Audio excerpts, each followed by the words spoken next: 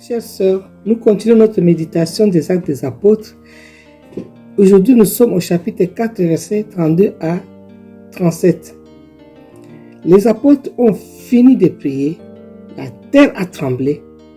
Et qu'est-ce qui se passe? Ils sont revêtus de la puissance du Saint-Esprit.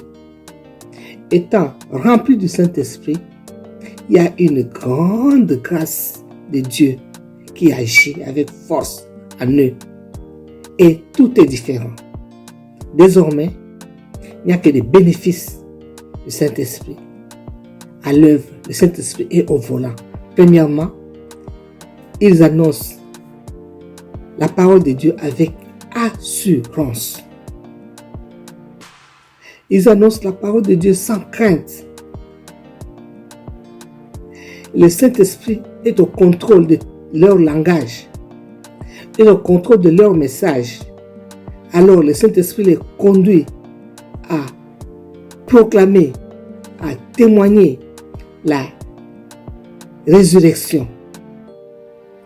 La résurrection de Jésus-Christ de Nazareth, la résurrection, c'est un message puissant qui démontre la puissance de la vie sur la mort, la puissance de la guérison sur les maladies, la puissance de la gloire de Dieu sur les ténèbres.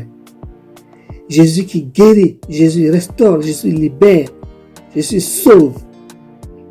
Alors le message qu'ils annoncent maintenant fait que le Saint-Esprit touche les gens. Il y a des conversions en masse, les gens qui viennent à Christ, qui sont convertis, qui donnent leur cœur au Seigneur.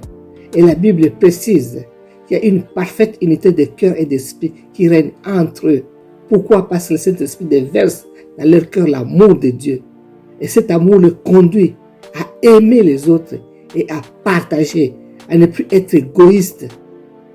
La gloire de Dieu est répandue. Quelle merveille, quelle gloire. On voit la différence avec le passé. Ceux qui hier avaient peur même de témoigner qu'ils connaissaient Christ, aujourd'hui ils peuvent témoigner de l'amour de Dieu. Oh, que nous puissions aspirer, que nous puissions crier, soupirer, que nous puissions vraiment avoir cette soif de ce revêtement de la puissance de cette grâce divine, parce que cette même grâce, grande grâce de Dieu habite aussi en nous. Nous bénissons le Seigneur parce que nous ne sommes pas orphelins. Et cette grâce de Dieu communique la vie divine en nous et nous pouvons avoir les mêmes sentiments qui étaient en Jésus-Christ. Nous pouvons considérer les autres, considérer les intérêts des autres aussi que nos propres intérêts. Nous pouvons vivre la victoire dans tous les domaines de notre vie, dans nos foyers, dans le travail, dans la société. Parce que Jésus est vivant.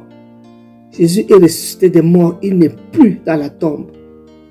Nous bénissons le Seigneur pour ce message puissant. Et tout cela grâce à la puissance du Saint-Esprit. Grâce à cette grâce, grande grâce qui repose sur eux. Et que le Seigneur soit béni.